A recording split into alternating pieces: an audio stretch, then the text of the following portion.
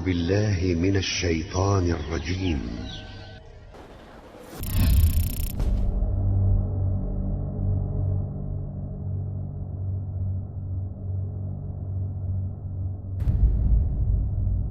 أعوذ بالله من الشيطان الرجيم.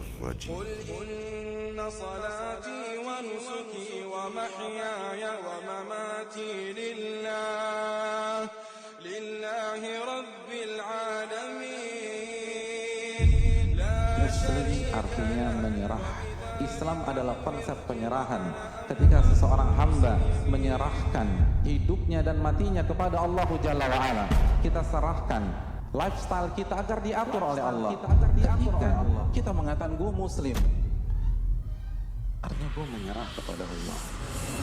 Gue menyerah, bukan membantah. Assalamualaikum warahmatullahi wabarakatuh. Alhamdulillah hamdan katsiran thayyiban mubarakan fi kama yuhibbu rabbuna wa yarda, wassalatu wassalamu ala nabiyyina Muhammad wa ala alihi wa sahbihi wa man sara ala nahjihi bi ihsanin ila yaumiddin wa ba'd.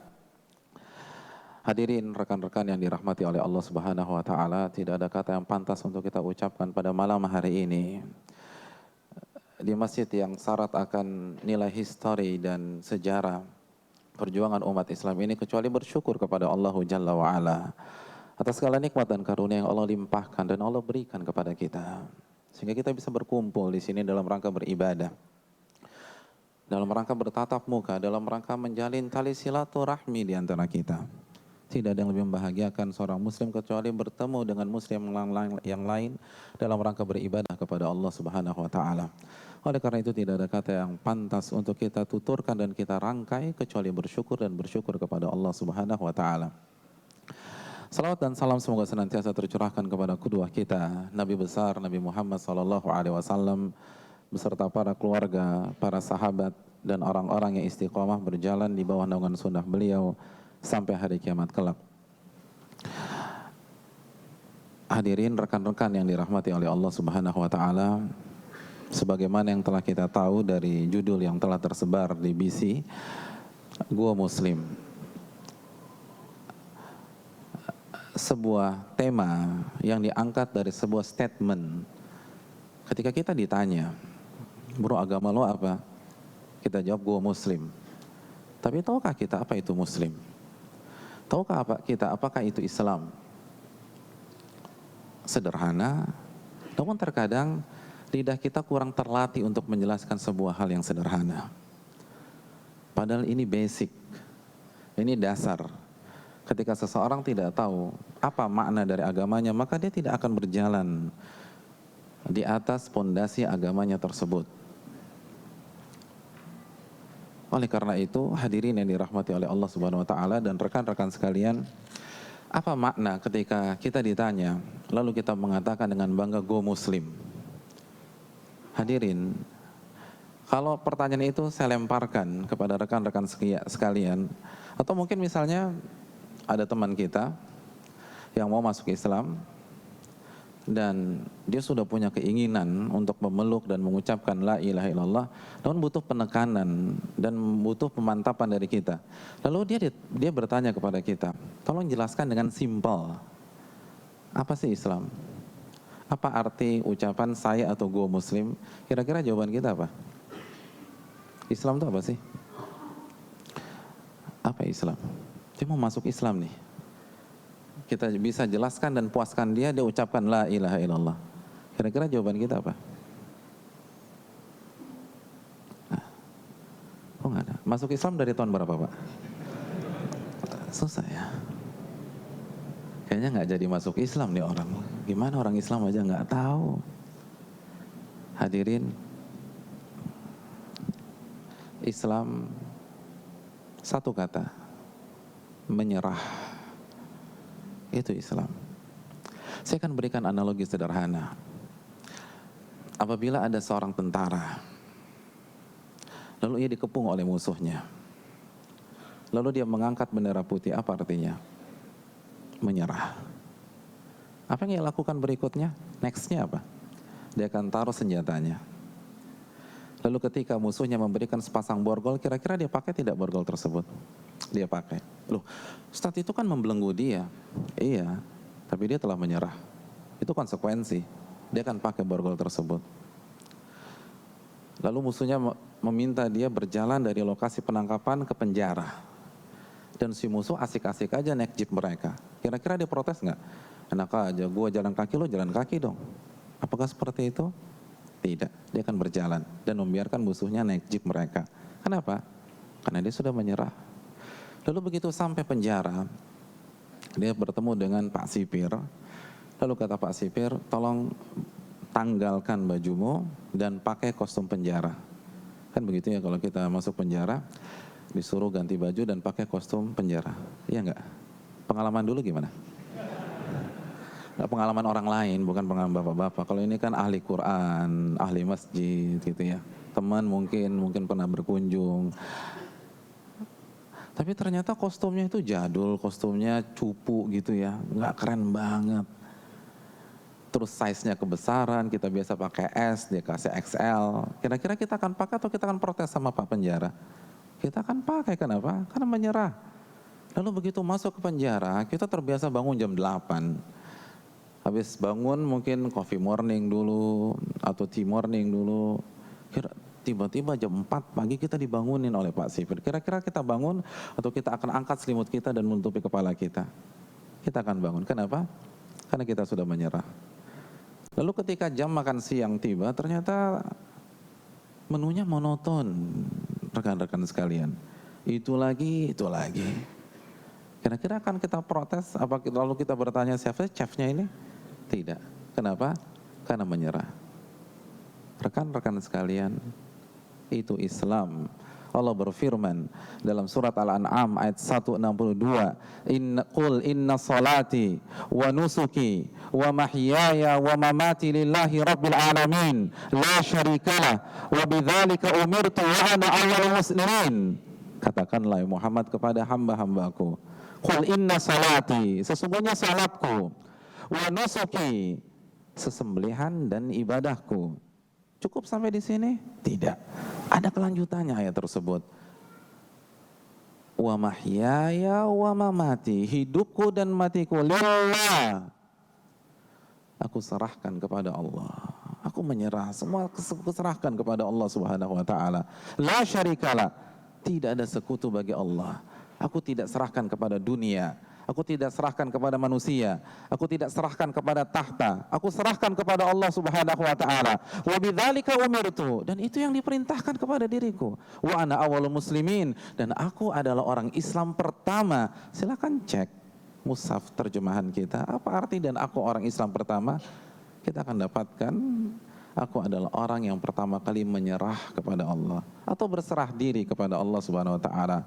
Islam artinya menyerah, hadirin sekalian. Oleh karena itu, inilah sebuah status yang sangat dibanggakan oleh para nabi dan para rasul. Sebuah nama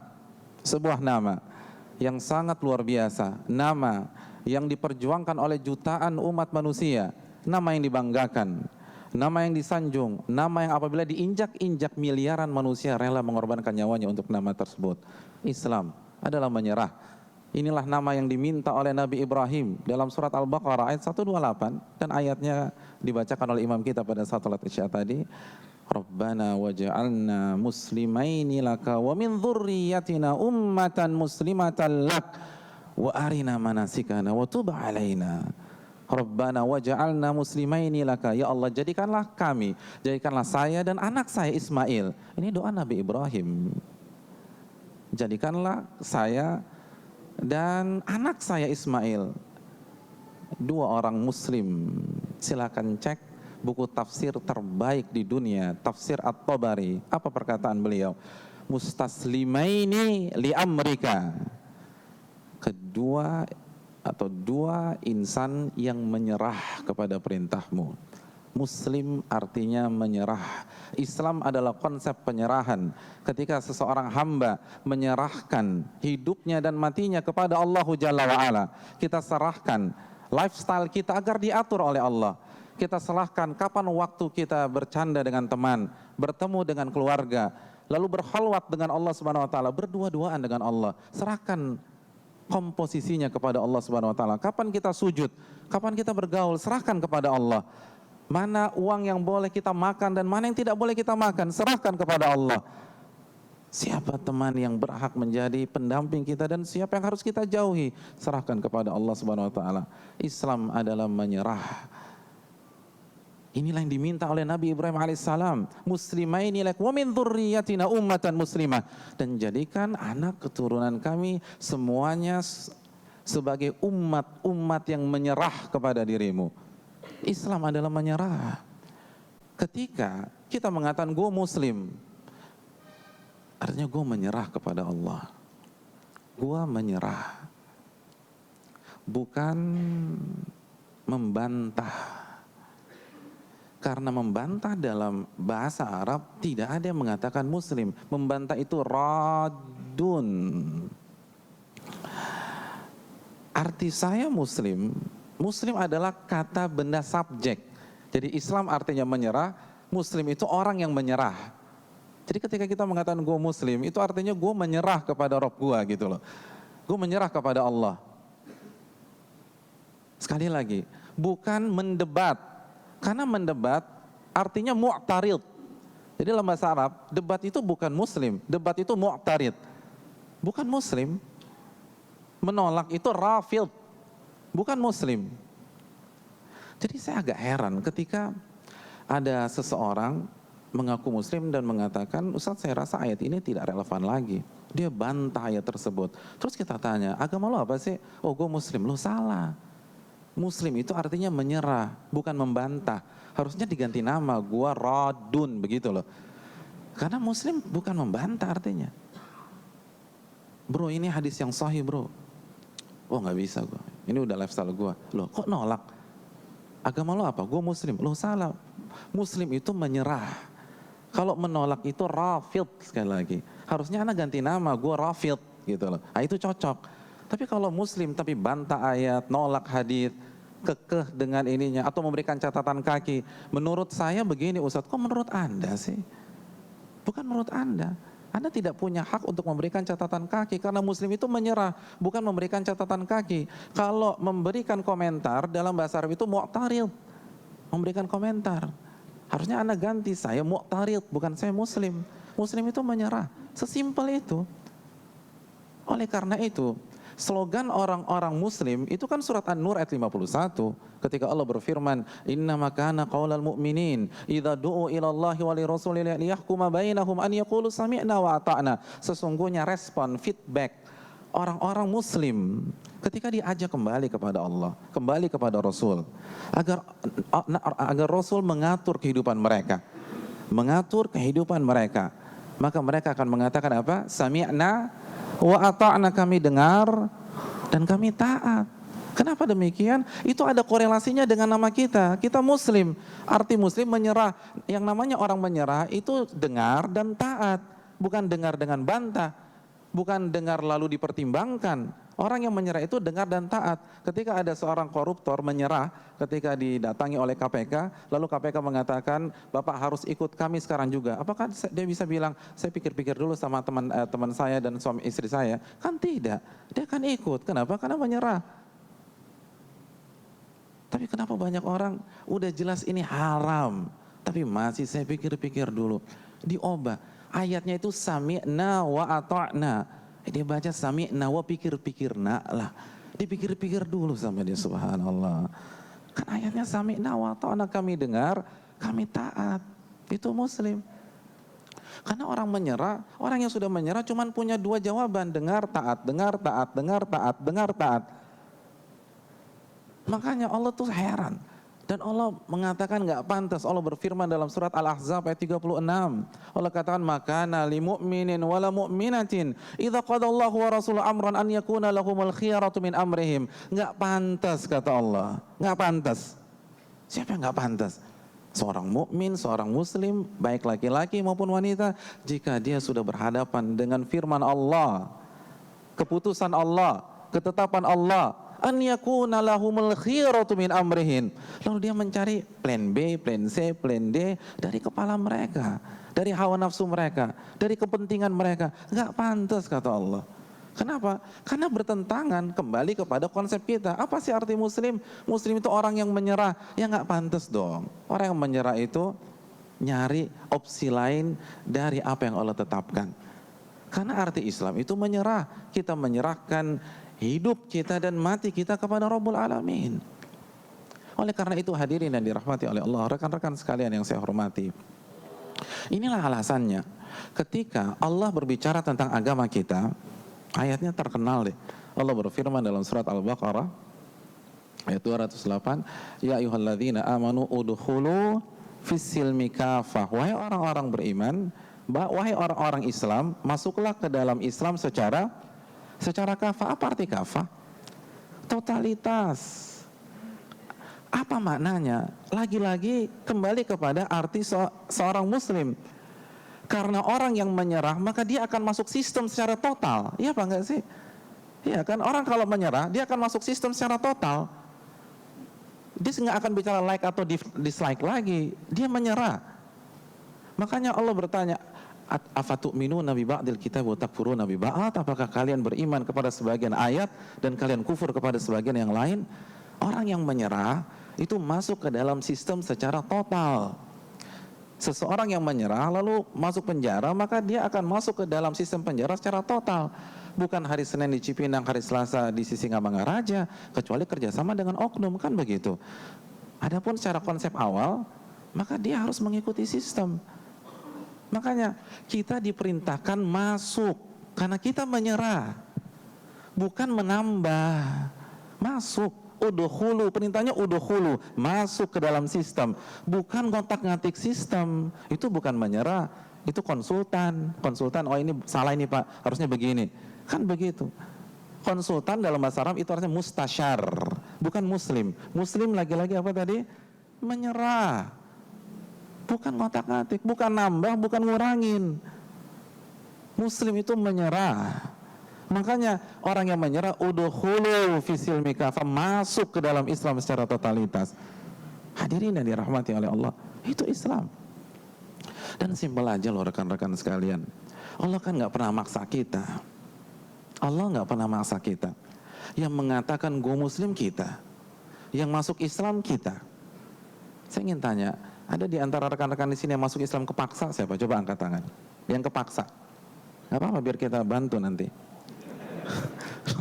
Iya, bantu kan, ta'awun alal birri wat taqwa.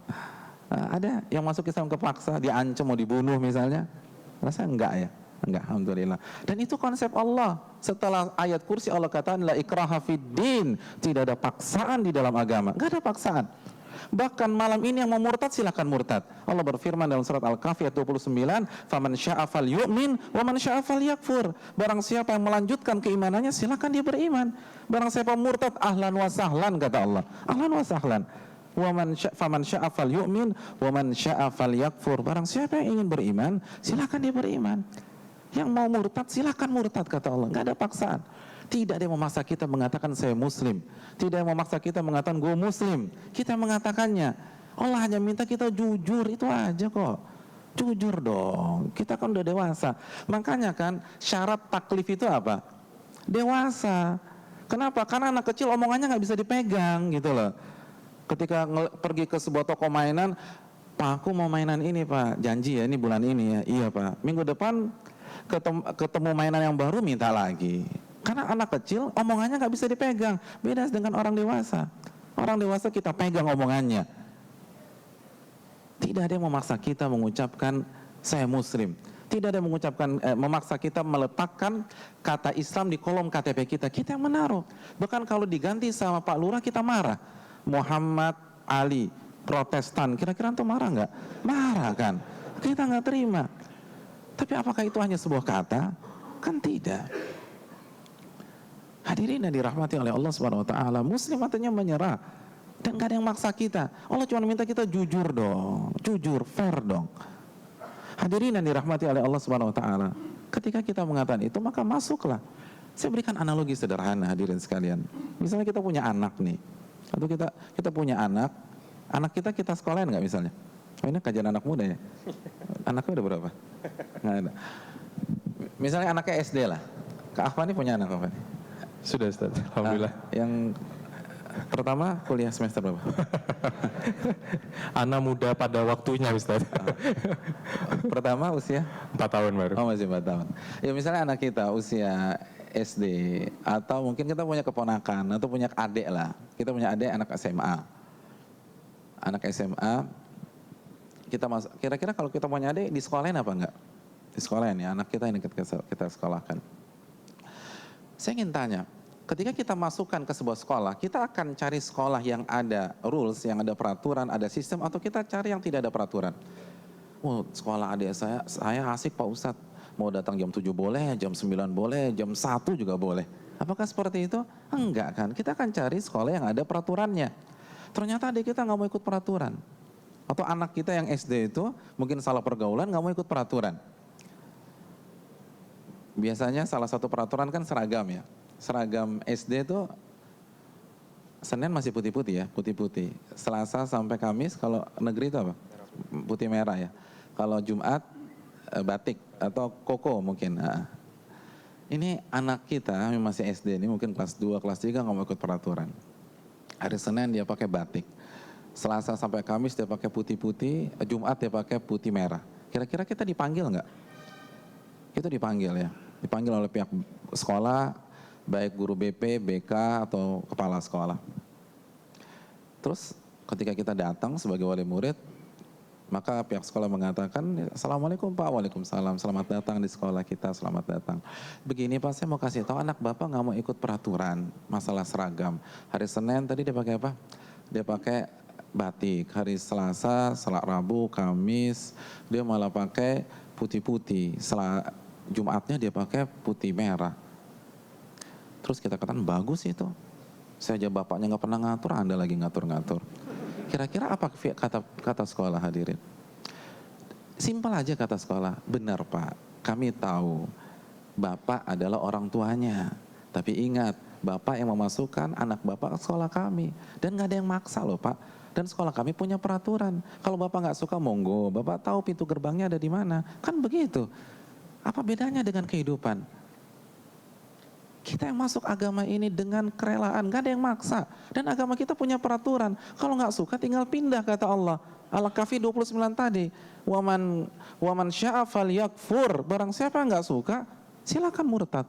Allah gak butuh kok. Qul huwallahu ahad, Allahus samad. Apa arti as-samad? Apa arti as-samad? As-samad.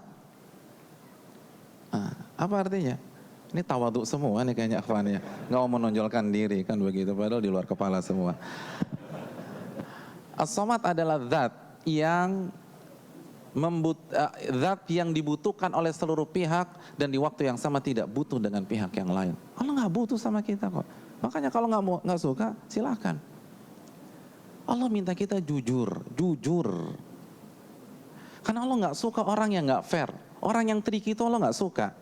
Makanya secara dalam ilmu akidah, dari satu sisi Allah lebih respect dengan orang Nasrani dan Yahudi daripada orang munafik. Makanya Allah katakan dalam surat An-Nisa ayat 145, apa kata Allah? Fiddarkil asfali minan nar. Orang munafik itu di keraknya neraka, di basementnya neraka. Jadi kalau kita masuk lift ada P2 ada di sana lah. Itu secara kias gitu loh. Tapi falillahil mathalul a'la. Jadi yang paling bawah. Adapun orang Nasrani dan orang Yahudi di atasnya masih. Kenapa demikian? Karena orang Yahudi dan Nasrani fair. Ketika dia nggak mau menyerah, dia katakan saya nggak mau nyerah, saya nggak mau masuk Islam. Dia fair, dia gentle, Allah hargai. Tapi orang munafik enggak, ngaku Muslim tapi main di belakang, ngaku Muslim tapi nggak mau diatur, ngaku Muslim tapi debat, ngaku Muslim tapi buat onar, ngaku Muslim otak-atik. Itu kan orang munafik. Abdullah bin Ubay bin Salul kan demikian. Orang udah siap mau perang di perang Uhud, dia pulang. Kan begitu Abdullah bin Ubay bin Salul. Jadi kerjanya otak-atik agama aja. Kebijakan Nabi dia otak-atik, dia bantah, dia buat konspirasi. Makanya Allah nggak suka dengan orang seperti itu. Anda fair dong, kata Allah Subhanahu Wa Taala. Kalau mau mukmin bilang mukmin, mau menyerah bilang menyerah. Kalau enggak masalah. itu lebih dihargai. Makanya Allah mengatakan fidarkil asfali minan nar, dalam keraknya neraka, yang paling rendah, yang paling hina, yang paling kejam, itu untuk orang munafik. Kenapa? Karena nggak fair.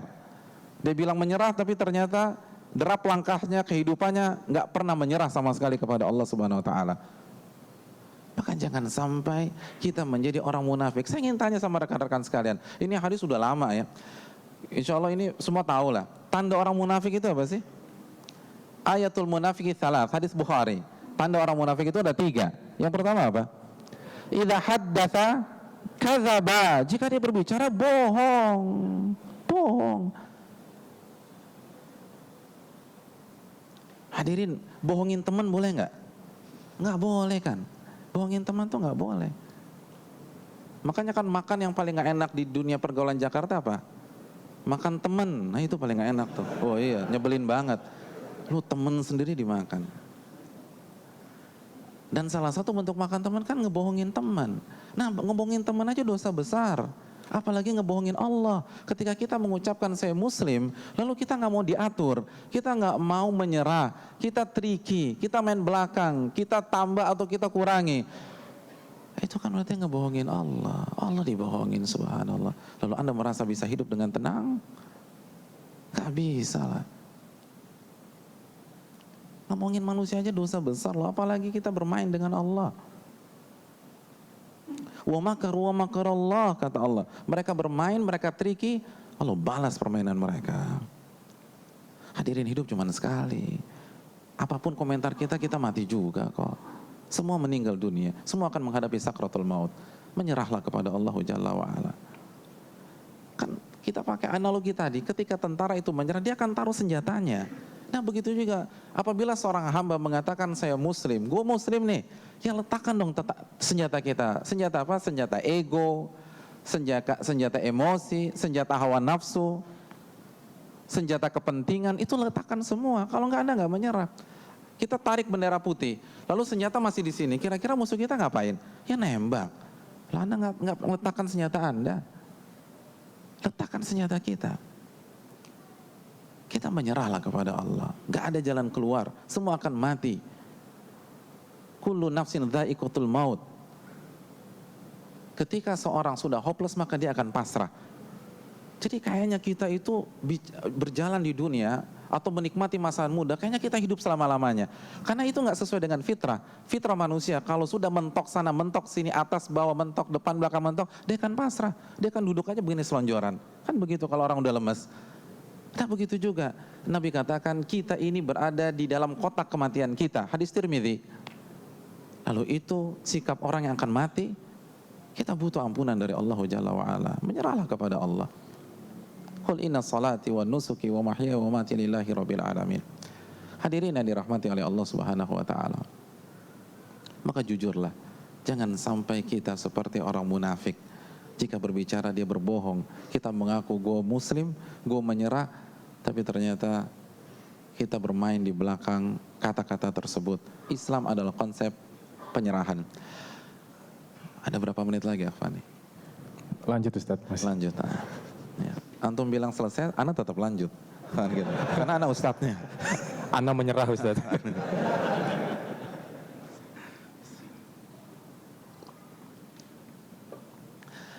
Di awal pembicaraan kita sempat memberikan sebuah analogi dengan seorang tentara yang menyerah kepada musuhnya. Saya ingin menekankan bahwa dalam dunia analogi atau dunia kias dalam ilmu usul fikih,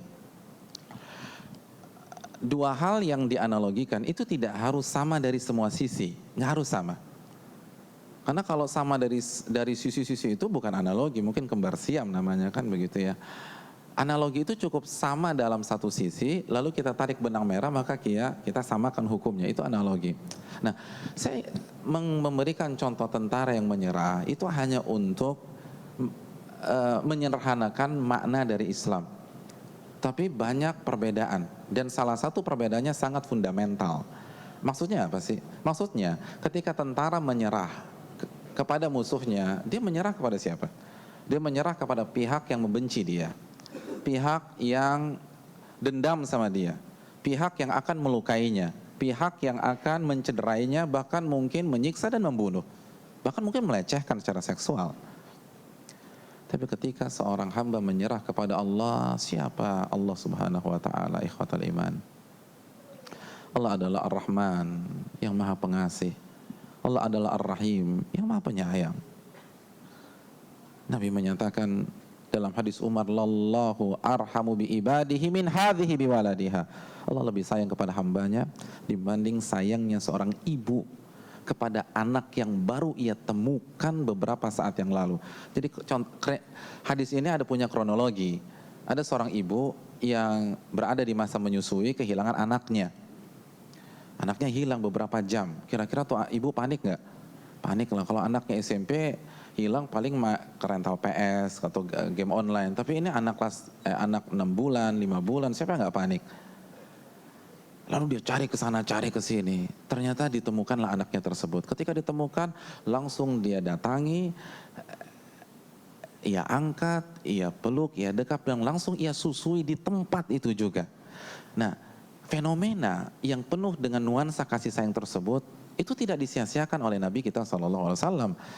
Beliau bertanya kepada para sahabatnya, kata Nabi kita SAW, "Atarauna hadhi tarihatan waladaha finnar?" Wahai sahabatku, bagaimana menurut kalian? Apakah ibu tersebut tega melemparkan anak yang baru ia temukan itu ke dalam kobaran api? Apa kata sahabat? La wahiya taqdiru ala tatrahahu. Gak mungkin ya Rasulullah, selama ibu itu bisa mempertahankan anaknya.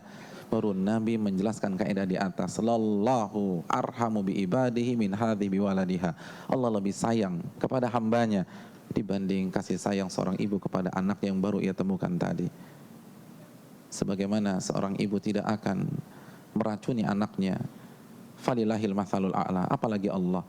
Allah tidak mungkin meracuni kita, menghempaskan kita, menyengsarakan kita dengan perintah-perintahnya, dengan larangan-larangannya. Allah sayang sama kita. Oleh karena itu Allah berfirman dalam surat Taha, "Ma anzalna 'alaikal Qur'ana litashqa." Taha, kami tidak akan dan tidak akan pernah menurunkan Al-Quran untuk menyengsarakan engkau wahai Muhammad. Al-Quran diturunkan bukan untuk menyengsarakan kita, untuk menghidupkan kita. Tapi kenapa saya diperintah? Kayaknya di Islam tuh bak penjara. Hadirin, saya ingin tanya, ketika kita menjadi orang tua, lalu kita sayang sama anak kita, kira-kira kita buat sebuah peraturan atau kita akan asuh tanpa peraturan? Nah, kita sayang nih sama anak kita, kira-kira kita asuh dengan peraturan atau tanpa peraturan? Pak, aku mau pergi malam minggu ya sama teman-teman ya. Mau pulang jam berapa kamu? Jam 11. Kalau jam 12 Pak, boleh. Jam 2 Pak, boleh. Nggak pulang juga nggak masalah. Kira-kira apakah begitu? Kan enggak. Karena akan liar.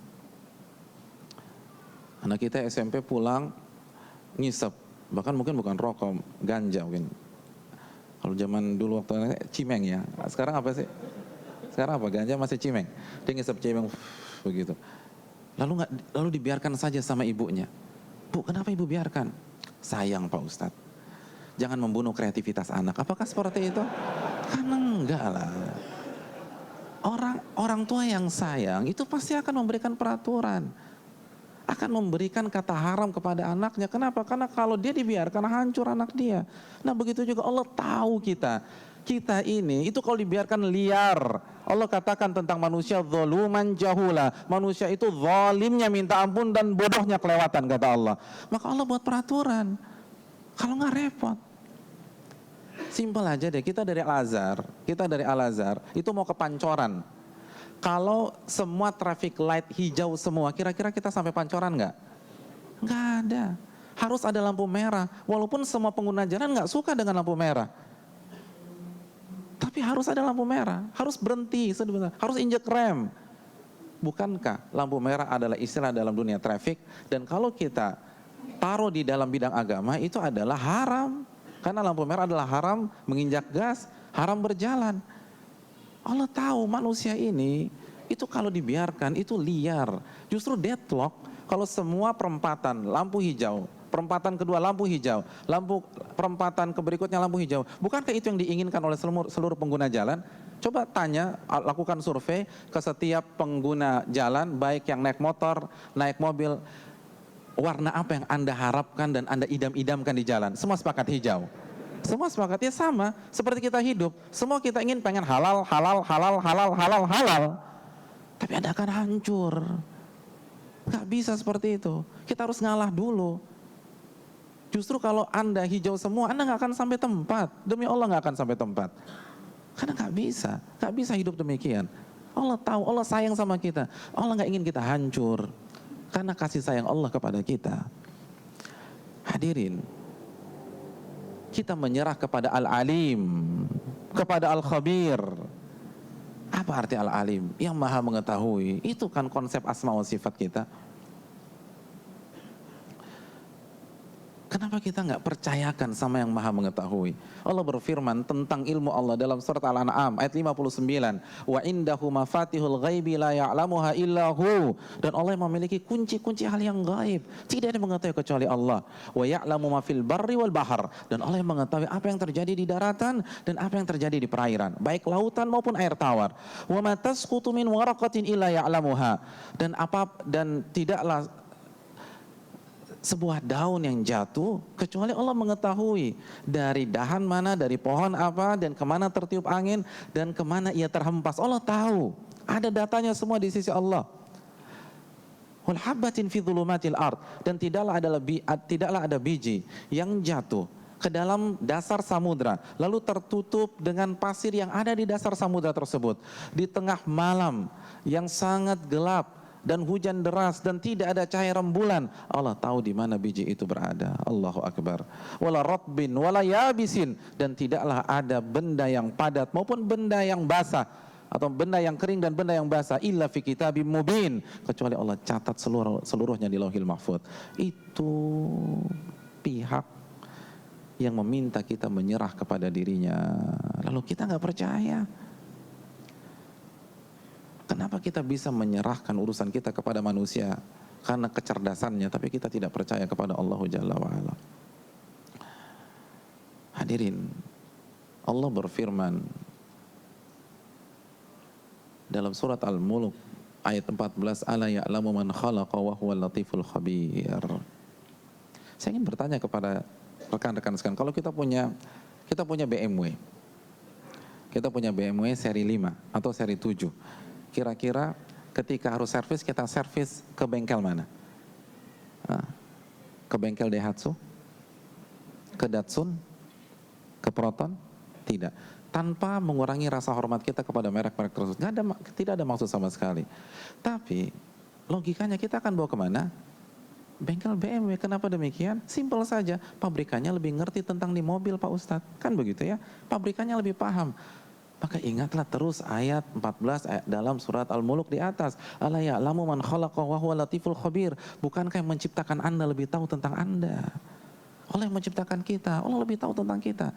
Apa yang terbaik untuk kita? Bagaimana membuat kita bahagia? Bagaimana konsep hidup kita? Pengaturan waktu kita? Bagaimana konsep ketika kita menjadi seorang anak muda? Jadi konsep ketika kita jadi suami Allah sudah jelaskan. Konsep kita jadi jomblo Allah juga sudah jelaskan. Jadi semuanya komplit. Konsep ketika kita menjadi istri, ketika kita menjadi anak, ketika kita menjadi mertua, itu semua sudah ada dalam peraturan dan agama Allah Jalla wa'ala. Tinggal kita mau apa enggak. Yang menciptakan kita itu lebih ngerti tentang kita. Jangan sok tahu di hadapan Allah. Kan begitu logikanya. Semua sepakat lah. Semua tanya seluruh anak mobil yang nongkrong-nongkrong itu pasti sepakat servis di BMW, Pak Ustadz. Kalau kita punya Volvo, servis di Volvo. Karena pabrikannya lebih tahu tentang mobil tersebut. Bagaimana dengan kita yang lebih pelik daripada isi mesin dari BMW tersebut? Masa kita serahkan kepada manusia yang dia sendiri belum tentu sukses? Serahkanlah kepada Allah Jalla wa'ala. Ala ya'lamu man khalaqa wa huwal latiful khabir. Dan jangan pakai logika kita. Karena logika kita itu sifatnya subjektif. Apabila di masjid ini ada 500 orang, maka ada 500 logika. Berantakan agama kita kalau kita harus pakai setiap logika. Jadi saya agak heran ketika ada orang mengatakan, Ustadz ini ayat nggak masuk akal. Kan pertanyaannya berikutnya adalah akalnya siapa mas? Akalnya Nabi bisa terima, kenapa akal Anda tidak bisa terima? Akal Imam Syafi'i bisa terima, kenapa akal Anda tidak bisa terima? Berarti yang hang itu akal siapa? Ya kita tahu sendiri jawabannya. Tanpa mengurangi rasa hormat kita. Kan begitu. Jangankan antara A dan si B, antara si A saja itu logika bisa berubah loh. Iya tidak? Permainan logika kita ketika kita baru bangun tidur dengan ketika kita nggak tidur 3 hari sama atau beda? Beda kan. Jadi kalau pertanyaannya nggak masuk logika, logika Anda pas kapan? Kan pertanyaannya gitu. Pertanyaan pas kapan? Ada seseorang ditelepon jam 2 malam sama sahabatnya. Sahabatnya lagi perang besar sama bininya, terus telepon, bro gue lagi perang besar nih sama bini gue. Menurut lo gimana? Apa gue cerain aja? Dia baru bangun. Dia nggak sadar, gimana sih, gimana gue cerain apa enggak? Ya udah lu cerain deh, kan begitu. Ya biar cepat deh. Udah, ada lagi nggak ada, tutup. Ketika pagi-paginya ketemu terus curhat, yuk gue udah cerain bini gue. Kenapa lu cerain? Kan lo yang bilang. Kan begitu hadirin sekalian. Itu logika yang orang sama loh. Kita nggak bicara si A dan si B, si Ahmad dan si Ali. Ini sama-sama Ahmad misalnya, sama-sama Ali. Beda jam, beda logika. Lalu itu yang Anda jadikan parameter untuk berislam? Gak bisa. Logika kita ketika muda, ketika kita usia 40 tahun aja beda. Gak bisa, nyerahlah kepada Allah. Udah jangan maksa lagi deh. Islam itu menyerah, bukan memaksa. Islam itu menyerah. Itu konsep Islam. Makanya ini yang perlu kita camkan baik-baik. Al-Alim, yang maha mengetahui. Allah berfirman, wa yuhillu lahumut thayyibat wa yuharrimu 'alaihimul khaba'ith. Yang Nabi halalkan hanya yang baik-baik saja. Dan yang Nabi haramkan hanya yang buruk-buruk saja. Karena syariat ini dari Al-Alimul Khabir. Tidaklah Allah mengharamkan sesuatu karena Allah tahu kalau kita makan ada side effect buat kita. Ada efek negatif untuk kita, pasti kita sadar atau kita tidak sadar hikmahnya, itu sudah pasti. Dan tidaklah Allah halalkan sesuatu kecuali di sana ada hal yang positif bagi kita.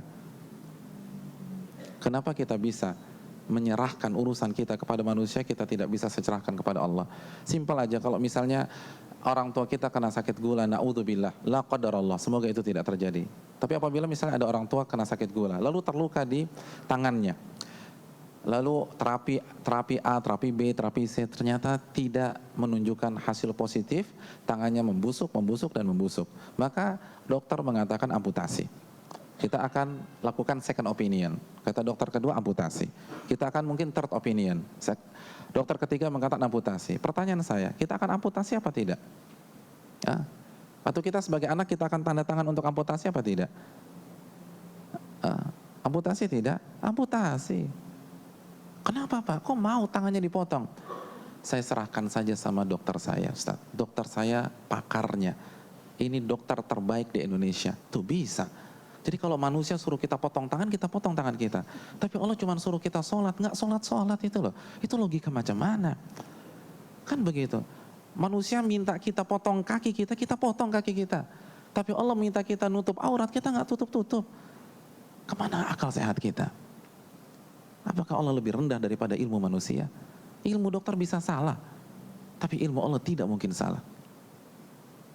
Ketika simpel lagi, apabila kita pergi ke dokter, lalu dokter kasih resep, dan semua obat keras. Lalu resepnya kita bawa kemana? Kita bawa ke apotek, lalu kita serahkan ke apoteker.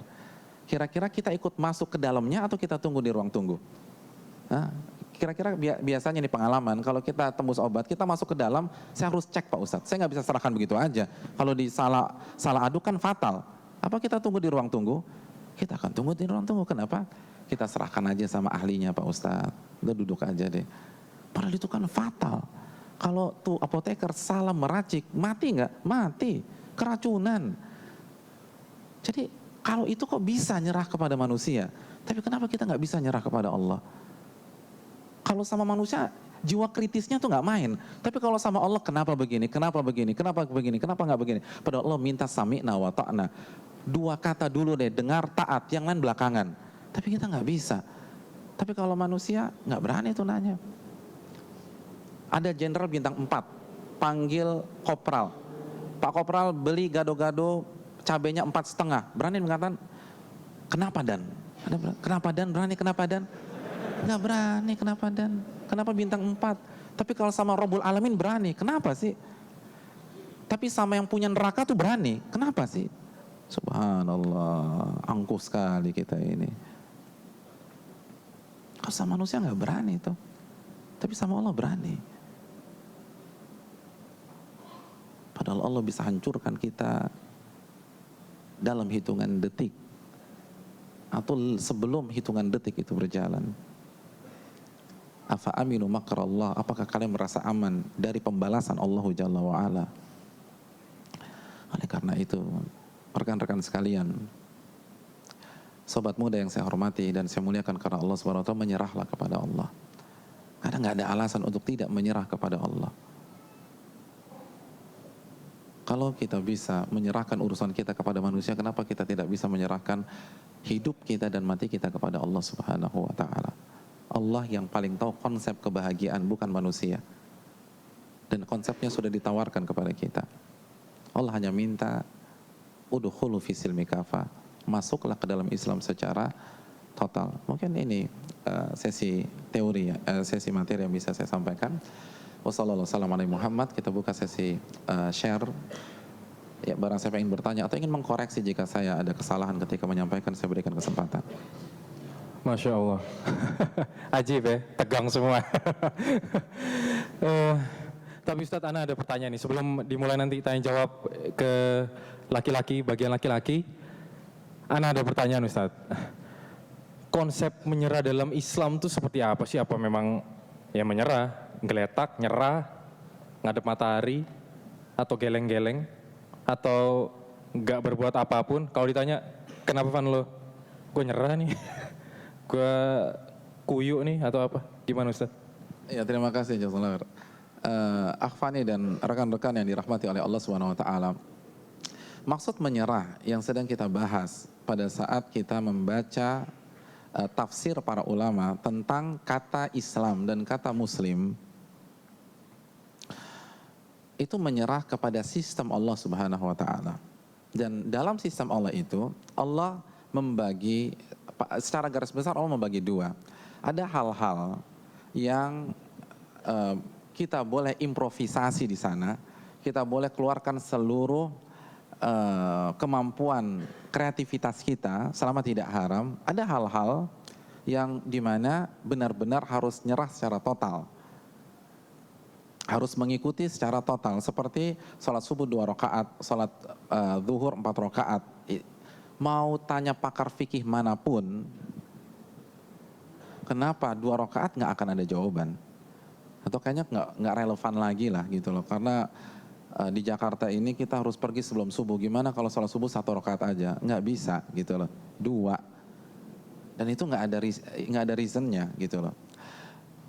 Ada konsep, ada hal-hal di mana kita diminta untuk berpikir.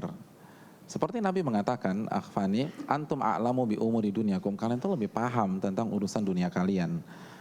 Jadi itu salah satu contoh bahwa menyerah di sini bukan orang yang pasrah hanya berada di atas tempat tidur dan menunggu ajal menjemput, bukan seperti itu.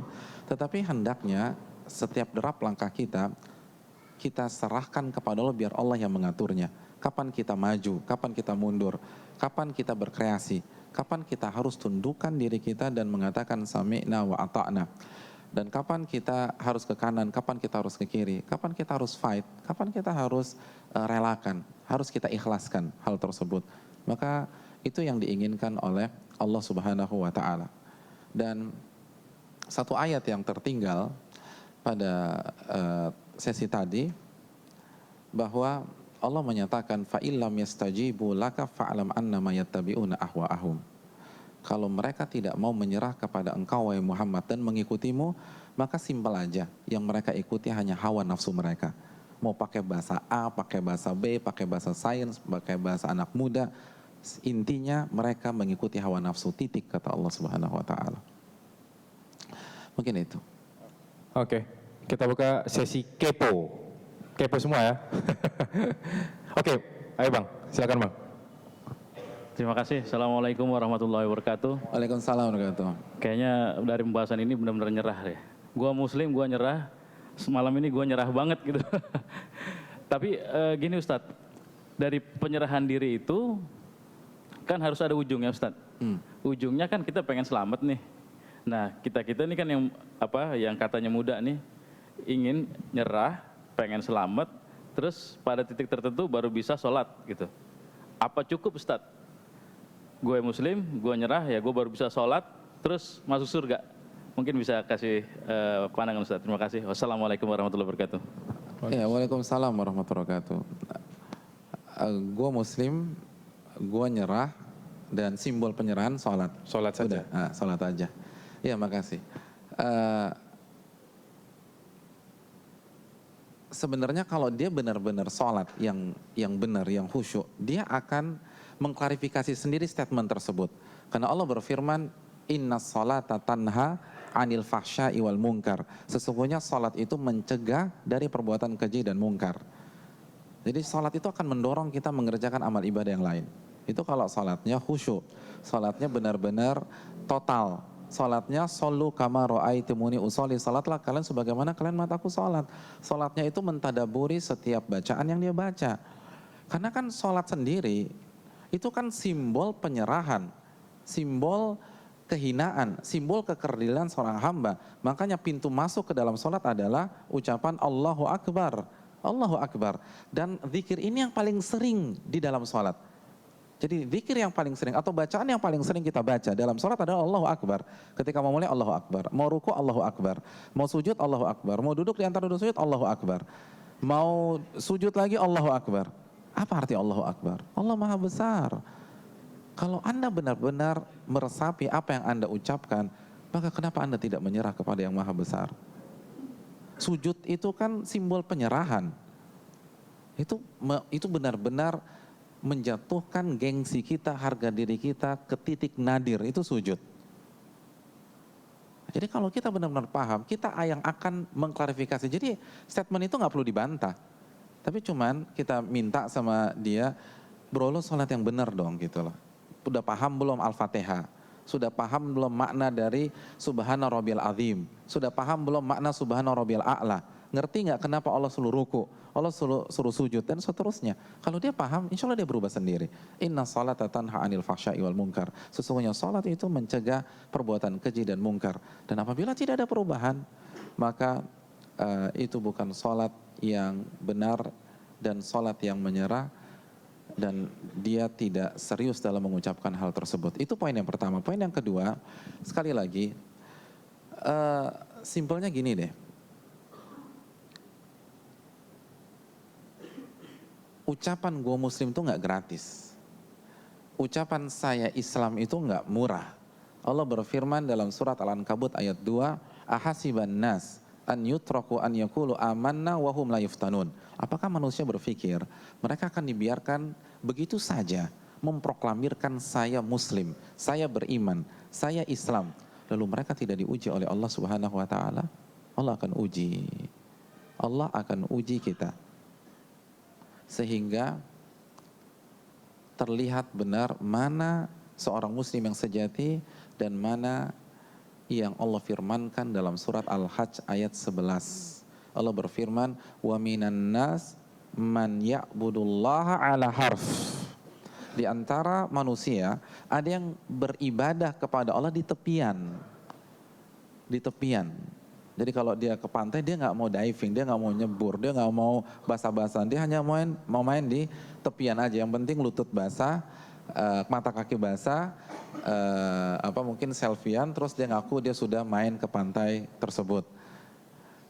Hadirin yang dirahmati oleh Allah Subhanahu Wa Taala, apa maknanya? Allah sebutkan di kelanjutan ayat tersebut, ayat 11 surat Al-Hajj. Orang ini kalau berhadapan dengan syariat, perintah atau larangan yang sesuai dengan hawa nafsunya, sesuai dengan kepentingannya, sesuai dengan gaya mudanya, itma'anna bih, maka dia tenang, dia puas, dia dukung, ini gue banget nih gitu, Islam tuh gue banget. Tapi giliran dia bertemu dengan perintah larangan yang tidak sesuai dengan egonya, tidak sesuai dengan kepentingannya, tidak sesuai dengan cita-citanya, tidak sesuai dengan lifestyle-nya, inqalaba ala wajhihi, dia berpaling. Emangnya sunnah cuma ini doang? Kan masih banyak sunnah-sunnah yang lain. Emangnya hadis cuma ini aja? Ini kan masalah furu, ini kan masalah kecil, masalah parsial. Kita bicara masalah besar lah. Inqalaba ala wajhihi, dia berpaling. Dia buang, dia campakkan. Khasirat dunia wal akhirah. Dia akan rugi dan sengsara di dunia dan akhirat, kata Allah Subhanahu wa taala. Orang seperti itu akan rugi di dunia dan akhirat. Allah minta kita jujur. Terkadang orang ngaku Islam ketika cocok dengan kepentingannya. Dan dari sini, dari dua ayat tadi, Al-Ankabut ayat 2 dan Al-Hajj ayat 11, Allah akan uji statement kita ketika kita mengatakan saya muslim. Allah benturkan dengan hobi kita, Allah benturkan dengan lifestyle kita, Allah benturkan dengan hawa nafsu kita. Lalu Allah melihat mana yang dia pilih, benar-benar Allah kah atau kepentingannya kah? Dan semua hanya jargon-jargon dan lipstick belaka. Allah akan benturkan hal itu, Allah akan uji. Karena hidup ini ujian. Al-Mulk ayat 2, alladzi khalaqal mauta wal hayata liyabluwakum ayyukum ahsanu amala. Dia yang menciptakan kematian dan kehidupan. Untuk apa sih? Untuk menguji kalian. Siapa di antara kalian yang paling baik amalnya? Oleh karena itu ketika ternyata ayat tersebut itu berhadapan dengan kebiasaan kita selama ini, style kita selama ini, maka ingatlah surat Al-Ankabut ayat 2. Dan ingatlah ini ujian. Apakah kita akan mengucapkan apa yang Allah firmankan dalam surat Al-Hajj ayat 11, bahwa kita hanyalah seorang muslim yang bermain di tepian, tidak masuk ke sistem secara total. Wallahu ta'ala bisawab. Mungkin itu. Masya Allah. Anyone? Ada yang mau bertanya? Dan insya Allah yang bertanya akan mendapatkan hadiah. Silakan Mas.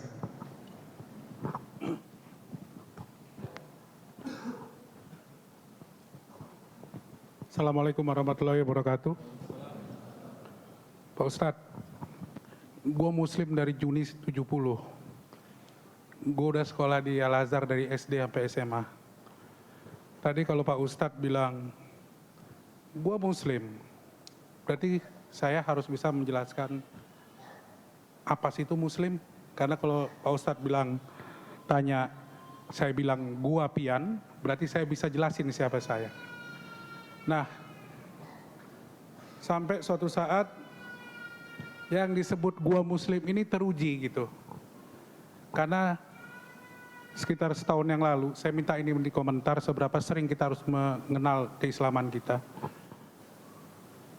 Anak saya umur 9-10 tahun, tiba-tiba bertanya dan buat statement, ayah tahu nggak problemnya sama Injil? Wah ngeri kali nih orang, anak nih kan. Problemnya di Injil nggak disebut the meaning of life, dia bilang. Nggak disebut tujuan kita hidup itu apa. Dia nanya balik, kok di Quran apa ya, dia bilang. Nah sebagai orang yang bilang gue muslim, saya agak kelabakan sebenarnya menjawabnya. Ya saya jawab sih setahu ayah yang di Quran, Allah nyiptain jin manusia untuk beribadah. Jadi tugas kita dilahirkan untuk beribadah, jadi sholat terus. Enggak juga. Belajar beribadah, semuanya demi Allah. Nah jadi terkadang kita diuji keislaman kita, apa kita tahu. Jadi gimana komentar Ustadz, apa yang kita harus lakukan supaya begitu kita bilang gue muslim, kita bisa menjelaskan ke diri kita sendiri khususnya, dan kepada orang lain juga gitu, apa yang harus kita lakukan. Dan apakah jawaban saya itu sudah benar terhadap anak saya. Terkadang kita merasa gue muslim, gue Islam, tapi begitu anak memberikan pertanyaan yang cukup prinsip sekitar yang mudah, kita bisa kelabakan. Nah ini yang di saat yang saya merasa bahwa kalau kita sebut kita gua muslim, kita punya tanggung jawab harus tahu siapa diri kita. Terima kasih. Wassalamualaikum warahmatullahi wabarakatuh. Waalaikumsalam warahmatullahi wabarakatuh. Ya, terima kasih pertanyaan yang bagus. Sebagaimana pertanyaan yang sebelumnya, tepat sekali kita punya tanggung jawab untuk mengetahui hakikat dari kata tersebut, dan saya rasa itulah yang membuat rekan-rekan sekalian melangkahkan kaki ke sini dan share bersama kita di sini. sekali lagi konklusi dari kajian kita, gue Muslim artinya gue menyerah. Itu konsep menyerah. Makanya agama seluruh para nabi adalah Islam. Makanya Allah katakan tentang Nabi Ibrahim, makana Ibrahimu Yahudiyan wala Nasraniya walakin kana hanifan muslima. Nabi Ibrahim bukan Yahudi, bukan Nasrani, namun orang yang hanif, orang yang lurus dan muslim, menyerah dan tunduk kepada Allah Subhanahu wa taala. Makanya seluruh agama para nabi adalah Islam. Nabi SAW mengatakan al-anbiya ikhwatun allat wasyara'i'u syatta. Setiap para nabi agamanya satu. Mereka agamanya satu, Islam. Artinya semua mereka mengajarkan konsep penyerahan kepada Rabbul Alamin. Tapi yang membedakan bagaimana caranya. Caranya itu yang berbeda. Kenapa? Karena sesuai dengan kondisi setiap masa yang ada. Contoh sederhana, kalau kita boleh nggak nikah atau merit dengan adik perempuan kita atau kakak perempuan kita? Jawabannya nggak boleh. Tapi di syariat Nabi Adam boleh apa tidak? Boleh. Kenapa? Karena kondisi beda. Kalau di syariat Nabi Adam itu tidak boleh menikah sesama saudara kandung, maka tidak ada papian di sini, tidak ada akhfani begini, dan tidak ada semua manusia. Karena bagaimana bisa eksis, bagaimana bisa lahir generasi berikutnya? Sedangkan laki-laki dan perempuan pada saat itu hanyalah saudara kandung laki-laki dan perempuan. Jadi itu salah satu contoh. Adapun tentang pertanyaan, tugas kita di sini, tugas kita di dunia itu apa sih? Ini menarik dan pembahasan detailnya akan kita bahas di pertemuan-pertemuan berikutnya. Tapi kisi-kisi saja, bocoran aja. 2 ayat yang menjelaskan tujuan hidup kita. Yang pertama Adz-Dzariyat 56. Allah berfirman, "Wa ma khalaqtul jinna wal insa illa liya'budun." Tidaklah aku ciptakan jin dan manusia kecuali untuk beribadah. Dan ayat yang kedua adalah surat At-Talaq ayat 12. Allahul ladzi khalaqa sab'a samawat wa minal ardi mithlahun yatanazzalul amru bainahun lita'lamu annallaha ala kulli syai'in qadir wa annallaha qad ahata bikulli syai'in ilma. Allah lah yang menciptakan 7 lapis langit dan 7 lapis bumi dan menciptakan takdir-takdirnya yang turun di atas langit dan bumi tersebut. Jadi Allah ciptakan takdir dan kejadian yang kita alami, adanya kita, lalu masa kecil kita, adanya orang tua kita, adanya kakak kita, adik kita.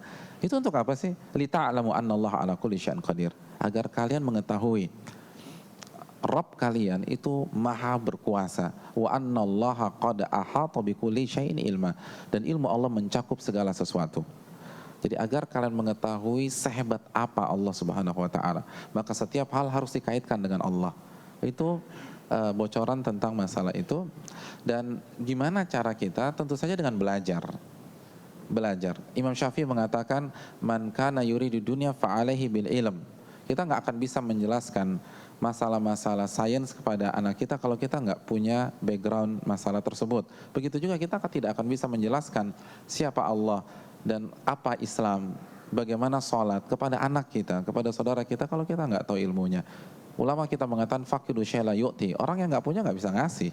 Kita nggak punya duit, kita nggak bisa sedekah. Begitu juga kita nggak punya ilmu, kita tidak bisa sharing ilmu kepada keluarga terdekat kita. Mungkin itu. Terima kasih. Jazakallahu khairan.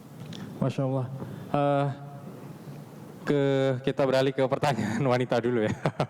Ditunda dulu ya Mas ya sebentar ya. Ini ada pertanyaan oke nih Ustadz. Ini oke banget nih. Ustadz, beberapa orang menganggap bahwa konsep menyerah dalam Islam itu sudah tidak sesuai dengan apa yang terjadi sekarang. Maksudnya Islam tuh konsep menyerahnya sudah berlaku di zaman Nabi aja. Di zaman sekarang tuh kalau menyerah ya kita miskin lah. Sembarang nggak boleh. Gimana Ustadz? Iya, terima kasih jazakallahu khairan. Yang perlu kita camkan bahwa yang menurunkan sistem ini adalah Rabbul Alamin, yang menciptakan alam semesta dengan segala isinya. Oleh karena itu, dan agama kita ini diturunkan untuk Rasul terakhir sampai umat menjelang hari kiamat. Itu sudah jelas. Sehingga semua hal itu didesain agar cocok untuk umat manusia sampai hari kiamat. Sampai hari kiamat. Dan ini yang terjadi dan yang terbukti. Sekali lagi Nabi SAW mengatakan al-bayyinatu 'alal mudda'i wal yamin 'ala man ankar. Ini salah satu konsep yang ilmiah dalam Islam. Bagi yang menuduh, kasih bukti. Jadi simpel. Agama kita agama data, bukan agama asumsi. Allah berfirman dalam surat Al-Baqarah ayat 111, "Qul hatu burhanakum in kuntum shadiqin." Tolong kasih argumentasi Anda, dalil Anda jika Anda memang benar. Jadi apabila ada yang mengatakan bahwa sebagian syariat Islam tidak relevan lagi, maka kasih bukti aja, simpel. Iya, kasih bukti.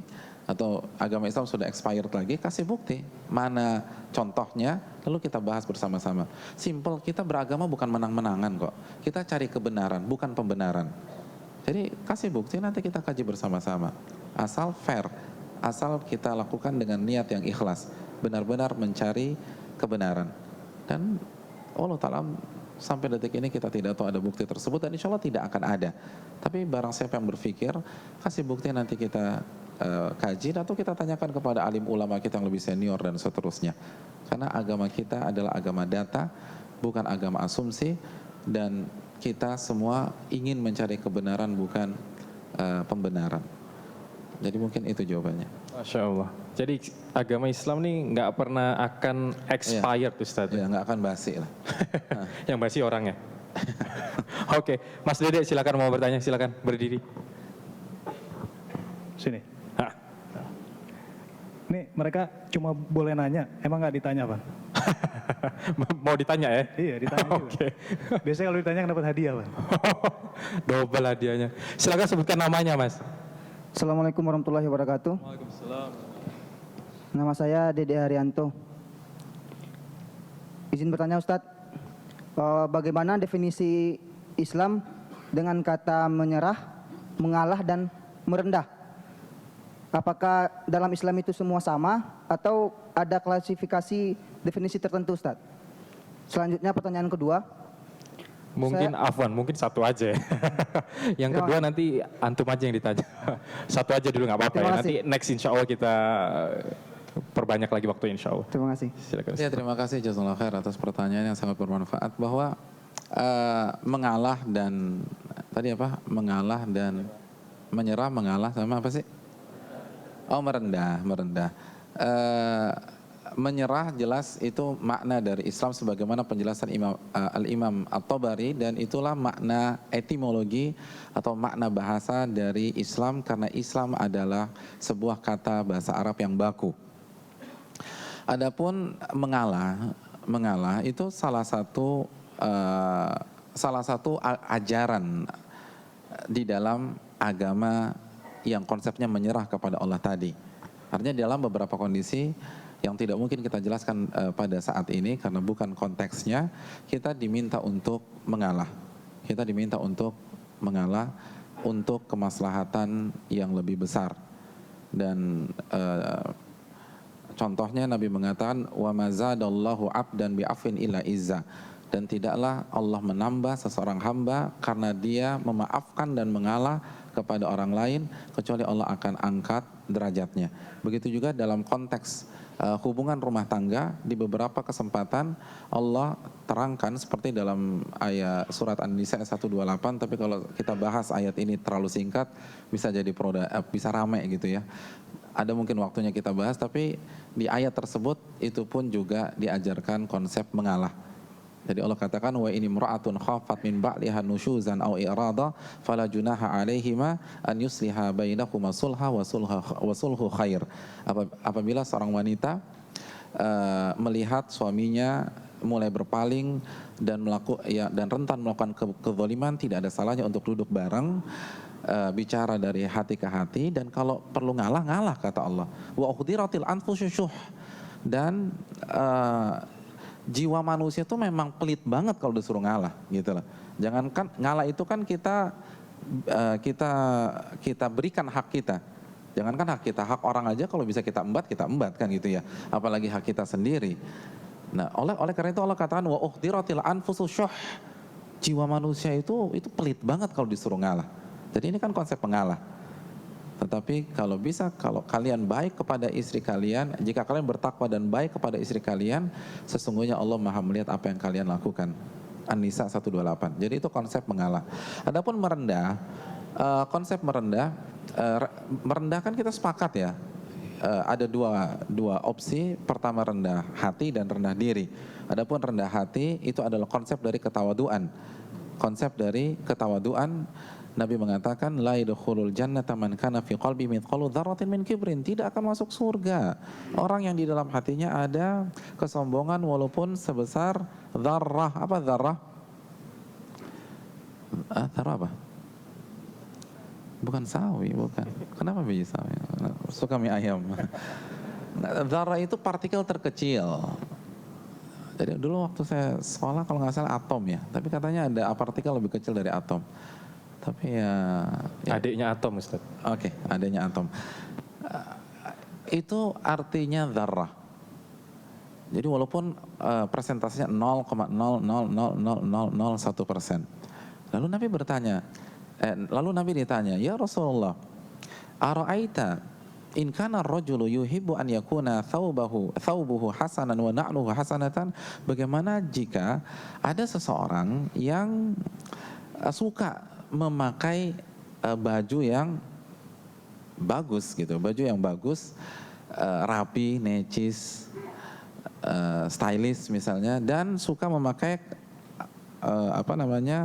alas kaki yang bagus juga, sendalnya mengkilat atau sepatunya juga bagus. Apakah itu termasuk kesombongan? Karena sebagian pihak mengatakan kalau kita tampil rapi, tampil keren, itu dikatakan sebuah kesombongan. Kata Nabi, innallaha jamil yuhibbul jamal. Sesungguhnya Allah zat yang maha indah dan menyukai segala bentuk keindahan selama tidak haram. Lalu Nabi katakan, al-kibru batul haq wa ghamtun nas. Kesombongan adalah sikap menolak kebenaran dan meremehkan manusia. Meremehkan manusia. Nah, lawan dari meremehkan manusia adalah rendah hati. Merasa diri lebih banyak dosa daripada manusia. Merasa diri orang lain itu lebih bertakwa daripada kita. Itu konsep yang harus ada di dalam Islam. Bahkan Al-Hasan Al-Basri menyatakan bahwa inti dari atau puncak dari ketawaduan dan zuhud adalah ketika seseorang keluar dari rumahnya, wa alla yalqa rajulan illa dhanna annahu khairun minhu aw kama qala. Lalu dia bertemu dengan seseorang dan dia rasa orang itu lebih baik daripada dirinya. Lebih baik daripada dirinya. Jadi walaupun casingnya maksiat, casingnya orang fasik, atau penampilannya jauh dari Islami, kita harus melihat orang tersebut lebih bertakwa daripada kita. Bisa jadi dosanya lebih kecil daripada kita.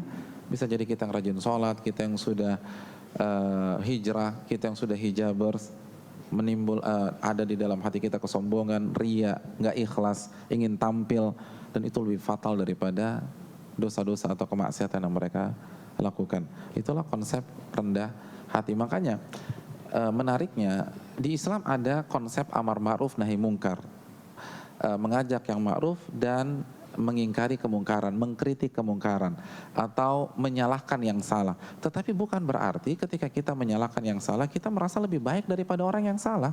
Tidak, itu hanya sebuah tanggung jawab moral saja. Karena Allah yang memerintahkan, kuntum khairu ummatin ukhrijat linnas ta'muruna bil ma'ruf wa tanhauna 'anil munkar wa tu'minuna billah. Kalian adalah umat terbaik yang diangkat dari permukaan bumi ini, yang dikeluarkan oleh Allah. Kalian beriman, kalian mengajak yang ma'ruf, dan kalian mencegah yang mungkar. Itu saja, tidak lebih tidak kurang. Dan bahkan sebaliknya, kita harus memiliki keyakinan dan perasaan yang kita ingkari itu lebih tinggi dan lebih mulia daripada kita. Atau paling tidak dosanya lebih sedikit daripada kita. Jadi asumsi orang ketika dia dikritik lalu mengatakan pihak yang mengkritik merasa lebih suci, itu keliru apabila konsepnya benar gitu ya. Konsep dalam Islam bahkan dalam mengkritik sekalipun itu karena kita tidak mau sahabat kita, saudara kita salah, itu aja. Adapun masalah mana yang lebih bertakwa, bisa jadi dia lebih bertakwa daripada kita. Itu konsep merendah. Allah taala misal. Lalu tanya jawabnya 1-2 pertanyaan lagi mungkin Ustadz ya. Ada satu pertanyaan nih, oke nih Ustadz. Ketika orang sudah pasrah, sudah menyerah, sudah mendekatkan dirinya kepada Allah, di satu sisi dia malah dijauhi oleh lingkungan sebelumnya. Apa ada tips atau nasihat Ustadz untuk kalangan kita remaja ini? Ya, terima kasih jazakallahu khair atas pertanyaannya. Sama bermanfaatnya dengan yang sebelumnya. Tidak ada yang bisa dikatakan kecuali ucapan Waraqah bin Naufal. Ketika Waraqah bin Naufal didatangi oleh Khadijah dan Nabi kita SAW,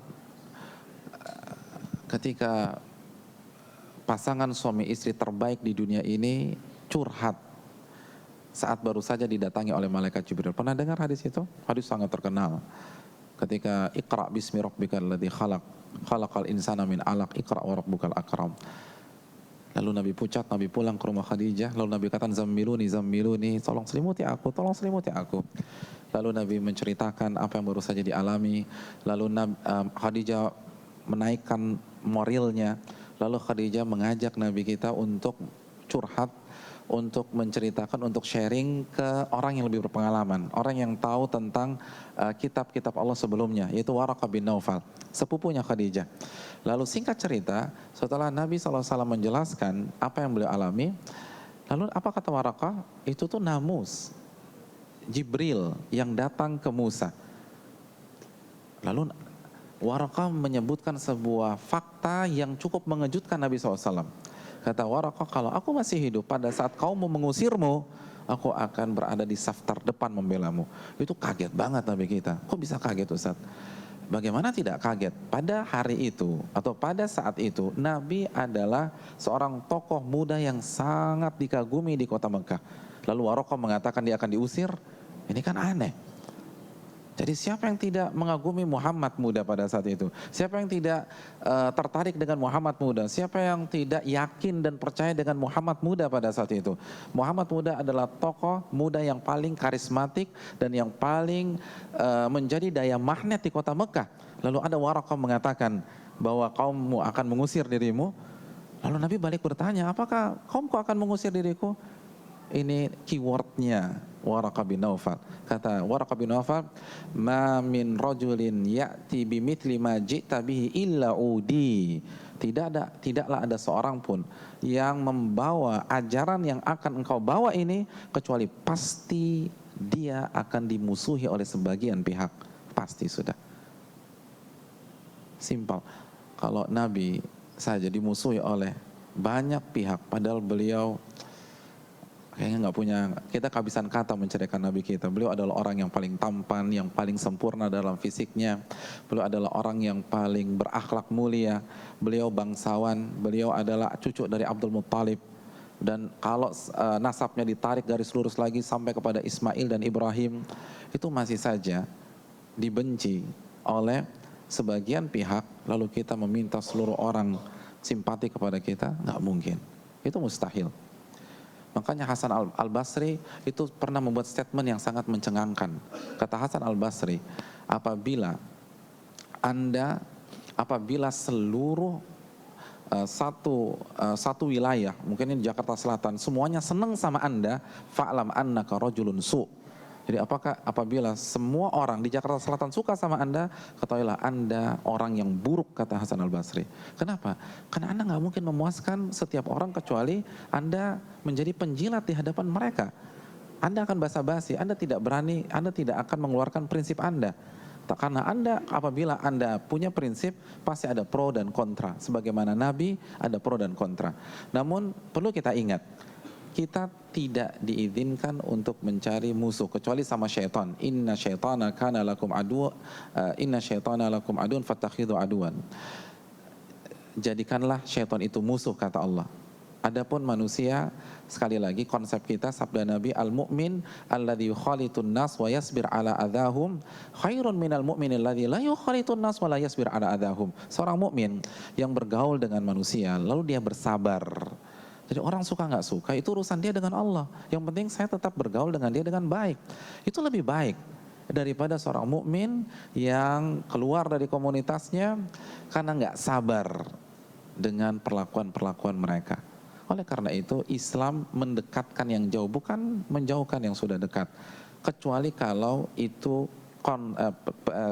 sikap dari pihak tersebut, bukan pihak dari kita.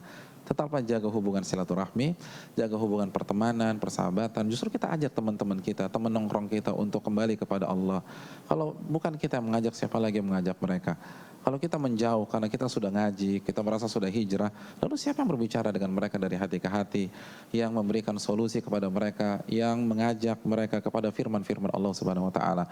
Tapi kalau mereka nggak suka, itu urusan mereka dengan Allah. Dan kita nggak usah berharap semua orang suka dengan kita. Jadi itu sudah konsekuensi.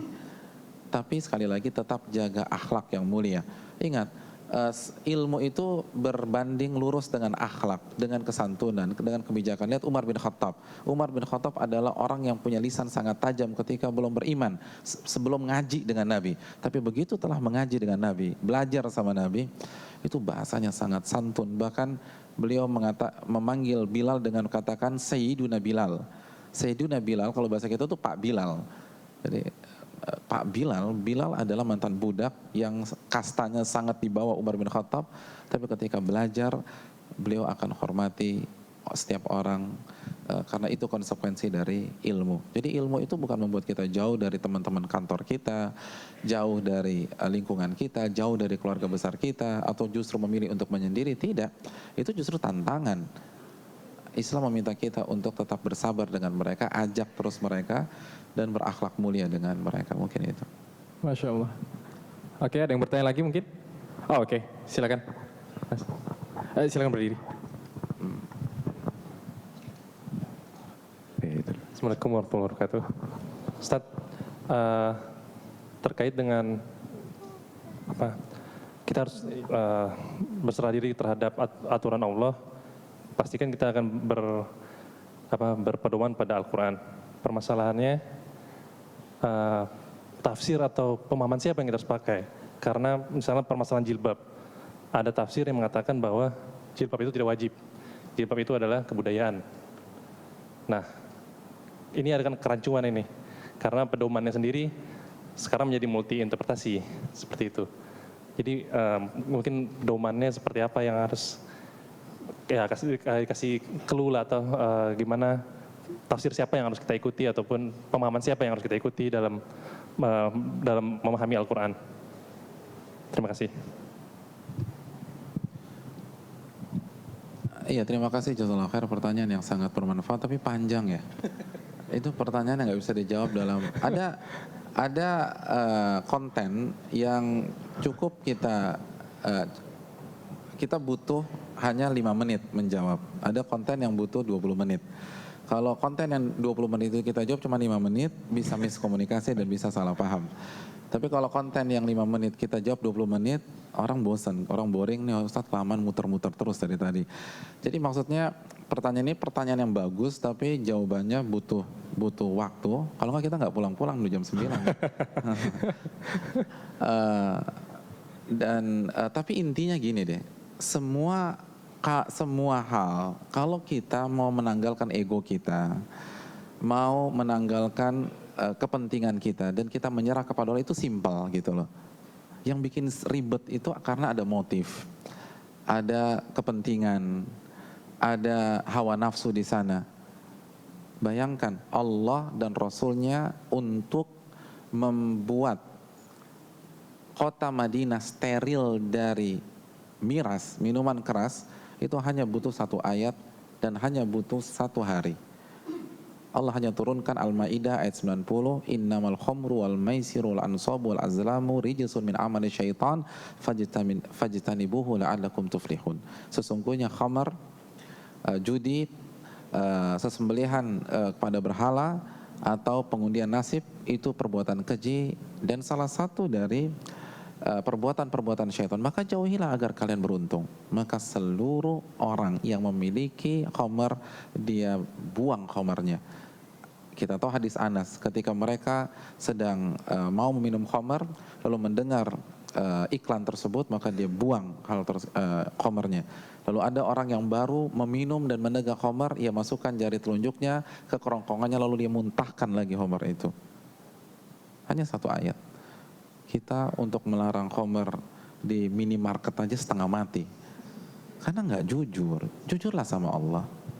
Jadi oke lah, misalnya ada teman-teman yang salah tafsir, atau mungkin kita sendiri kali salah tafsir. Siapa nggak tahu, kita kan nggak maksum.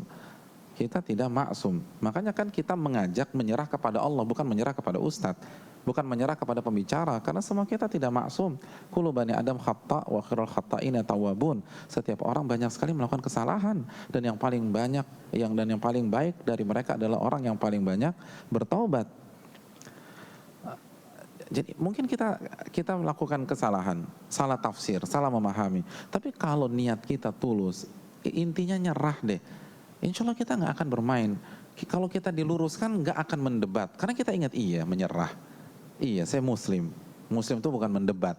Oh iya, saya Muslim. Muslim itu bukan membantah. Jadi kalau kita back to basic lagi, ini kan basic nih. Kita nggak usah bicara yang lain dulu. Basic dulu dibenahi lah. Kalau kita benar-benar yakin Muslim itu menyerah, Islam itu adalah konsep penyerahan, maka kesalahan apapun itu nggak akan butuh berjam-jam untuk mendiskusikannya. Ketika Umar salah dalam menentukan mahar, beliau membatasi mahar, lalu beliau salah, itu untuk mengklarifikasinya hanya butuh bantahan dari seorang wanita yang tidak dikenal. Wanita tak dikenal itu mengatakan, ya Umar, Allah tidak pernah membatasi mahar, lalu Anda membatasi mahar. Allah berfirman, wa akhadna minhum wa akhadna ihdakunna kintara, ya. Dan kami memberikan mereka mahar yang banyak. Atau wa akhadtum ihdakunna kintara, dan kalian memberikan mahar kepada istri kalian dengan mahar yang banyak. Di awal-awal surat An-Nisa. Kalau tidak salah An-Nisa 20, mohon dicek, saya khawatir salah. Jadi begitu disampaikan ayat tersebut, Umar langsung naik ke atas mimbar dan mengatakan, kullu ahadin afqah min Umar. Semua orang yang ada di sini lebih pintar dari Umar. Umar salah dan wanita itu yang benar. Simple. Kenapa? Karena konsepnya menyerah. Saya Muslim itu artinya saya menyerah, bukan saya membantah, bukan saya melawan, bukan saya mencari bargaining position untuk melawan orang, enggak. Jadi ini konsep buat kita semua, buat yang berbicara, buat host, buat koordinator, buat yang mendengar, untuk semua kita. Karena ini tafsir dari Islam. Arti Muslim itu saya menyerah, bukan saya kekeh, bukan saya ngotot. Itu bukan seorang Muslim. Muslim itu menyerah, bukan saya ngotot dengan kepentingan saya. Kalau kita semua punya konsep demikian kan enak. Konsep ini yang hilang, karena banyak orang tidak paham apa arti Muslim itu sebenarnya. Mungkin itu wallahu ta'ala misal. Masya Allah, tak terasa sudah jam 9 Ustaz. Masih ada yang mau bertanya nggak tapi? Oke, terakhir mungkin ya, terakhir. Assalamualaikum warahmatullahi wabarakatuh. Sebagaimana tadi Ustaz paparkan, Muslim itu adalah menyerah atau sami'na wa ta'na, taat kepada perintah Allah, nggak boleh enggak atau wajib Ustaz. Tapi yang saya temukan di sekitaran saya, di mana anak-anak seumuran saya itu, kok mereka malah takut sendiri ya Ustaz sama sunah-sunah. Sedangkan saya pernah melihara jenggot udah agak panjang, saya potong Ustaz. Jenggotku panjang banget sih, ekstrim banget sih. Dia bilang, saya bilang ini bukan ekstrim, tapi emang kecintaan saya sama Nabi saya Muhammad. Situ Muslim kan? Iya Muslim. Kenapa bilang ekstrim? Dia bilang, lihatlah teroris-teroris itu jenggotnya panjang-panjang Pak Ustaz. Yang saya ingin tanyakan dan mungkin lebih kesaran Pak Ustaz, gimana sih cara penyampaian yang baik ke teman-teman yang mungkin mereka semua Islam atau Muslim Pak Ustaz? Menyampaikan yang baiknya dengan cara seperti apa Pak Ustaz, tanpa merasa mereka digurui gitu Pak Ustaz. Mungkin itu aja. Assalamualaikum warahmatullahi wabarakatuh.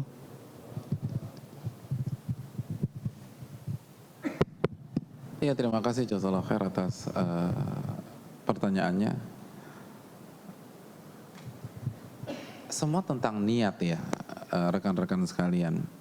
Nabi bersabda, la yu'minu ahadukum hatta yuhibba li akhi ma yuhibbu li nafsihi.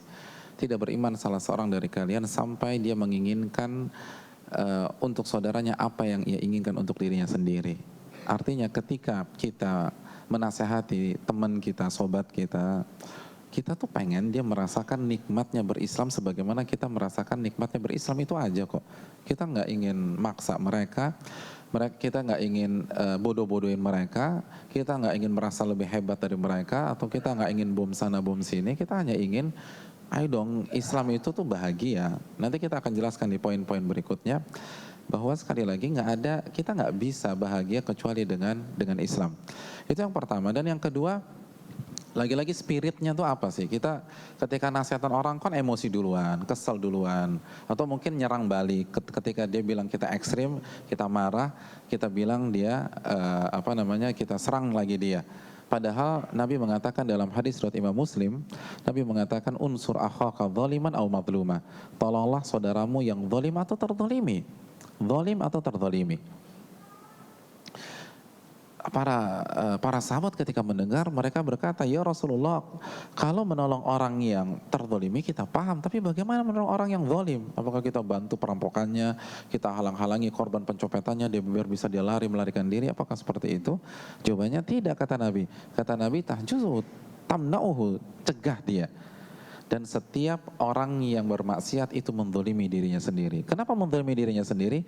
Karena dia mengantarkan dirinya ke neraka. Dia membuat dirinya terjerumus ke siksa. Itu kan menzalimi diri sendiri. Maka harus kita tolong. Jadi semangat atau spirit yang ada saat kita memberikan masukan ke teman kita, ke sahabat kita, itu tuh semangat pertolongan, bukan spirit menghancurkan, spirit menjatuhkan, spirit menginjak-injak, spirit untuk menjelaskan hegemoni kajian kita atau majelis taklim kita, spirit untuk memperlihatkan bargaining position kita. Oh, kita ini lebih hebat, kita lebih alim, ustadz-ustadz kita lebih jago-jago. Enggak. Sekali lagi kita hanya ingin menyerah kok. Dan unsur akhaka dzaliman aw madluma, tolonglah saudaramu yang zalim dan yang terzalimi. Jadi spiritnya adalah spirit pertolongan, bukan spirit menjatuhkan. Nah, ini yang kita sayangkan. Ketika kita lihat bantah-membantah, kita nggak usah bicara orang awam lah, nggak usah bicara isu-isu politik, isu-isu ekonomi. Kita bicara isu-isu agama yang misalnya ramai di sosmed. Coba kita lihat mana ada spirit menolong saudaranya di sana. Semua spirit menjatuhkan, semua spirit menjelek-jelekan, semua spirit untuk menghempaskan, memperlihatkan kemampuannya. Itu yang membuat benang kusut.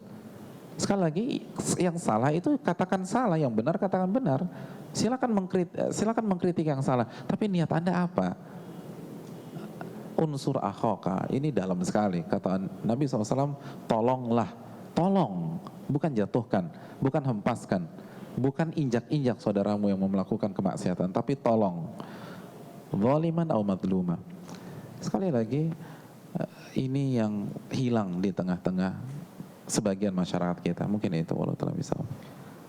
Alhamdulillah. Kita sampai kepada ujung dari acara kita. Dan sekedar mengingatkan lagi, insya Allah kajian acara ini akan terus diadakan reguler setiap hari Rabu ba'da Isya. Dan minggu depan ada tema yang lain, Ustaz ya. Insya Allah minggu depan temanya atau judulnya 1 dikurang 1 sama dengan 2. Ya, tolong dipecahkan itu. Kira-kira pakai rumus matematika. Ada hadiahnya, Ustaz ya. 1 dikurang 1 sama dengan 2. Insya Allah kita bertemu lagi minggu depan di tempat yang sama, di kebahagiaan yang sama, di keberkahan yang Allah berikan insya Allah yang sama. Dan ada kata penutup mungkin, Ustaz? Iya, closing statement dari saya, terima kasih dan jazakumullah khairan dan jazakumullah khairan kepada rekan-rekan sekalian, baik yang ikhwan maupun yang akhwat, atas atensi dan perhatian mulai dari detik pertama sampai detik terakhir kajian ini. Dan semoga khususnya yang berbicara bisa mengamalkan apa materi yang disampaikan, dan kita semakin mengetahui apa makna dari kata yang begitu luar biasa ini, yaitu kata Islam. Dan apa arti dari ucapan gua muslim atau saya muslim.